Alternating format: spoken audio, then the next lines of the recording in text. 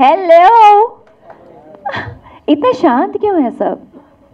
Hindi, English, Telugu? I am really sorry, I can not speak. Well I think सबने English में बात कर ली, तेलुगु में बात कर ली. लेट्स टॉक इन हिंदी, चलेगा? First of all, thank you everyone and thank you Chandu sir especially making me a part of this film. It's a big deal for me and this is my first film in Telugu and I'm glad really. अभी तक मेरे goosebumps खड़े हुए हैं. मैंने ये teaser देखा ही नहीं था अभी तक. I just watched it. Actually मैं जब भी सेट पर आती थी, जो एक्सप्रेशन की बात कर रहे हैं कि चंदू सर के एक्सप्रेशन बेस्ट हैं, वो जब भी मैं आती थी तो he used to be hello madam, hello madam, हाँ sir I am here sir, hello madam. मतलब उन्होंने कभी ऐसे देखा भी नहीं है मुझे. And he is so focused and one thing I have learn from him. मुझे पहले ऐसा लगता था कि पैशन ज़रूरी होता है आपको आगे बढ़ने के लिए, लेकिन अब मुझे लगता है कि पेन होना इम्पॉर्टेंट है. वो पेन इनके अंदर है और जो वो पेन है ना, आज वो आप सब देख पा रहे हैं कि ही struggled a lot.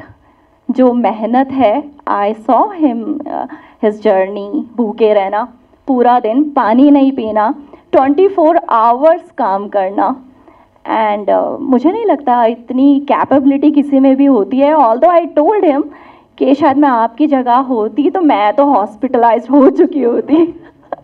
Seriously thank you so much and मुझे ऐसा लगता है कि जो भी एप्रिशिएशन है he deserve more and thank you जिसने भी टीज़र देखा है. एंड आई वांटेड कि हम सबको मिलकर इसको यू नो सुपर हिट करना है एंड आई विश कि आप सब हम सबके साथ हों हमेशा. Thank you so much, thank you everyone, thank you sir and I am really sorry मुझे सबके नाम याद नहीं रहते हैं. I am really sorry. Thank you team, thanks a lot because I am new here and मुझे सबने बहुत कुछ सिखाया है, बहुत हेल्प किया है सबने मुझे यहाँ पर. And thank you media and thank you everyone. Thank you so much.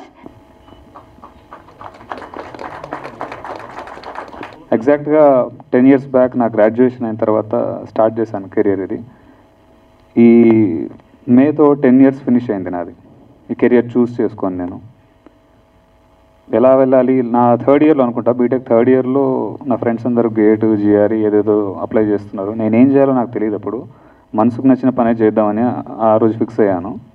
So ఏముంది మన దగ్గర టాలెంట్ అంటే క్రికెట్ బాగా ఆడతాము, ఇంకా చిన్నప్పటి నుంచి మార్షల్ ఆర్ట్స్ నేర్చుకున్నాము. సో మార్షల్ ఆర్ట్స్ని పట్టుకొని ఎలా మనం వెళ్ళగలుగుతాం. Bruce Lee fantasy, Jackie Chan fantasy చాలా ఎక్కువ ఉండేది చిన్నప్పటి నుంచి. సో దీన్ని నా కెరియర్గా చూస్ చేసుకోవాలంటే మనకేం బ్యాక్గ్రౌండ్ లేవు, పైసలు లేవు చేతిలో, ఎట్లా వెళ్ళగలుగుతాం. ఆ రోజు నేను ఒకటే డిసైడ్ అయ్యాను, నిజంగా మన దగ్గర టాలెంట్ ఉంటే మనల్ని ఎవరు ఆపలేరు, దీన్ని నమ్ముదాం. చాలామంది ప్రూవ్ చేశారు కదా, మనం ఎందుకు చేయలేము. చిరంజీవి గారిని అయితేనేమి, రజనీకాంత్ గారు వారైతేనేమి, వచ్చిన ప్రతి ఒక్కరు ఏ బ్యాక్గ్రౌండ్ ఫినాన్షియల్ సపోర్ట్ లేకుండానే ఓన్లీ టాలెంట్తోనే కొట్టిన వాళ్ళు. మా ఫాదర్ కూడా కానిస్టేబులే, సో చిరంజీవి గారి ఫాదర్ కూడా కానిస్టేబులే. సో అలా నేను ఇన్స్పిరేషన్గా పెట్టుకున్నాను నేను ముందు. సో ఆయన చేయగలిగినప్పుడు ఆయనలో కొంచెమైనా ఒక 10% అయినా నేను చేయలేనా అని అనిపించింది.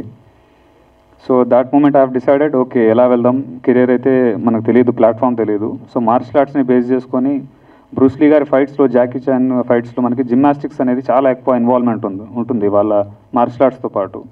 So then I have decided okay చలో ఠీకే మనం మార్షల్ ఆర్ట్స్తో పాటు జిమ్నాస్టిక్స్ నేర్చుకుందాం. జిమ్నాస్టిక్స్ సైడ్ వెళ్ళాం. దాని తర్వాత ఫైటర్ అవ్వాలా ఏమవ్వాలో తెలియదు. షార్ట్ ఫిల్మ్స్ చేస్తుండేవాడిని కంటిన్యూస్గా.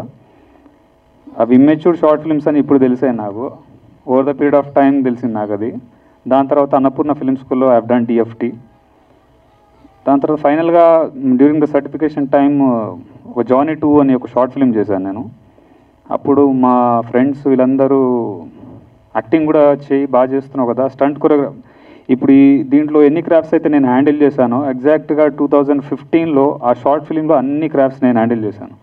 At that moment I have decided okay చేయొచ్చు అన్నమాట ఇది. కాకపోతే చాలా ప్రెషర్ ఉంటుంది, ఎందుకంటే పైసలు లేవు కాబట్టి మనమే చేయాల్సి వస్తుంది కొన్నిసార్లు. So in that way I have decided దాని తర్వాత నేను యాక్టింగ్ నేర్చుకుందామని చెప్పేసి మా గురుగారు సతీష్ సార్ దగ్గర థియేటర్ ఆర్ట్స్ నేర్చుకున్నాను నేను.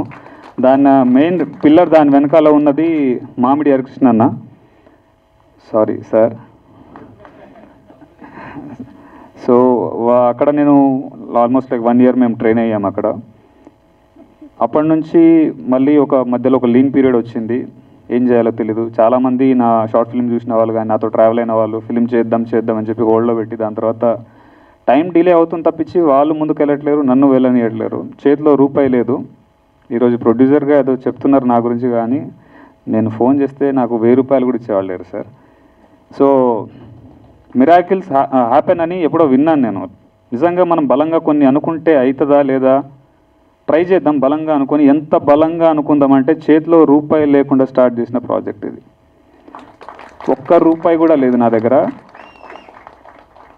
ఒడ్డున నించొని అది ఈదగలుగుతామా లేదా అని డౌట్ పడడం కంటే ముందు దూకేద్దాం, ఏడికైతే ఆడికైంది తర్వాత చూసుకుందాం అన్నట్టు అంత బ్లైండ్గా దూకాను. But I have calculative risk తీసుకున్నాను దాంట్లో. ఫస్ట్ ఆఫ్ ఆల్ ఒక 1 lakh అరేంజ్ చేసుకున్నాను. దాంతో ఒక టీజర్ కట్ చేద్దాం.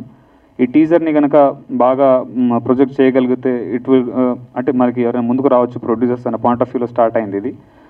బట్ లేటర్ ఆన్ అది కాస్త మా ఫ్రెండ్స్ అందరు విని టీజర్ ఎందుకు దీన్ని సినిమా చేసేయని అన్నారు. టీజర్కే పైసలు లేవరా నాయన అంటే సినిమా అడిగలు చేస్తాం మనం అని. దెన్ చలో ఠీకే అన్నట్టు ఆల్మోస్ట్ లైక్ 2018-19 ఆ టైంలో స్టోరీ డిస్కషన్స్ అవన్నీ చేస్తున్నాము. ఒక మంచి కథలాగా డెవలప్ అయింది. టీజర్ కంటే కథలానే బాగా డెవలప్ అయింది అది. నా ఫ్రెండ్స్ అశోక్, కృష్ణ వీళ్ళందరూ మా Annapurna film school batchmates and they supported me a lot in this. ఎవరు లేకపోయినా కానీ వాళ్ళు నా వెనకాల ఎప్పుడు ఉన్నారు. ఆ టైంలో ఇంకా సరే ఒక 10 లక్షలు పెట్టుకొని స్టార్ట్ చేద్దాం అనుకొని చేతిలో 10 లక్షలే ఉంది సార్. 10 లక్షలతోనే స్టార్ట్ చేశాను సినిమా. 2 days షూట్ చేశాను. ఫస్ట్ డే ఫస్ట్ షాట్ ఈ కాల్ ఫింగర్ ఒకటి బ్రేక్ అయింది. ఆల్మోస్ట్ లైక్ 6 months హోల్డ్లో పెట్టాను. యాక్చువల్గా అందరికీ మా కోడైటర్ గారు కూడా వీళ్ళెవరికి తెలియని రీజన్ ఏంటంటే నాకు ఇంజురీ అయింది కాబట్టి మనోడు బ్రేక్ ఇచ్చాడు అనుకున్నారు. బట్ పైసలు అయిపోయినాయి. ఇప్పుడు అందరి ముందు చెప్తున్నాను, పైసలు లేవు నా దగ్గర. చూద్దామని చెప్పి నేను ఎక్కడ ఎవరి దగ్గర అసిస్టెంట్గా పనిచేయలేదండి. బట్ ఈ 10 years ప్రాసెస్లో టిల్ డే 10 years ప్రాసెస్లో I have done DFT direction course చేసుకున్నాను, ఎడిటింగ్ నేర్చుకున్నాను, స్టంట్ కొరియోగ్రఫీ మీద కంప్లీట్ గ్రిప్ తెచ్చుకున్నాను. సో ఎవరి దగ్గర చేయలేదు అనకుండా ఒక 100 సినిమాలకి అనుభవం ఎంతైతే రావాలో నేను అండర్ కరెంట్లోనే అది నేర్చుకున్నాను నేను. సో అన్నీ నేనే చేయడానికి ఏదో నా పేర్లే అన్నీ ఉండాలన్నది కాదు దాని వెనకాల రీజన్. పైసలు లేవు అంతే. సో పోస్ట్ ప్రొడక్షన్ అయిన తర్వాత కూడా ఎడిటింగ్ కోసం బయట వాళ్ళని కలుస్తుంటే 5 లక్షలు 6 లక్షలు అన్నారు. మన దగ్గర పైసలు లేవు. సరే షార్ట్ ఫిల్మ్ అప్పుడు ఎడిటింగ్ చేసుకున్నాం కదా, చలో ఠీకే మనమే చేసుకుందాం అన్న పాయింట్ ఆఫ్ వ్యూలో ఎడిటింగ్ స్టార్ట్ అయింది. స్టంట్ కొరియోగ్రఫీ కూడా ఫైట్ మాస్టర్లను పిలిపించి నేను సార్ ఇది సీక్వెన్స్ అనుకుంటే ఇది కాదు సార్ దీన్ని ఇంకా ఎలా చేద్దామని చెప్పి ఆయన ఒక బడ్జెట్ ఇస్తే నాకు దిమ్మ తిరిగిపోయింది. సో మనమే చేద్దాం, పైసలు లేవు. దాని తర్వాత యాక్చువల్లీ యాక్టర్గా వేరే వాళ్ళని పెట్టి ట్రై చేద్దామని అనుకున్నాను నేను. తిరిగాను కూడా కొంతమంది. But the kind of flexibility whatever the martial artist should have అది దొరకదు అని నాకు అర్థమైంది చాలామంది దగ్గర తిరిగిన తర్వాత.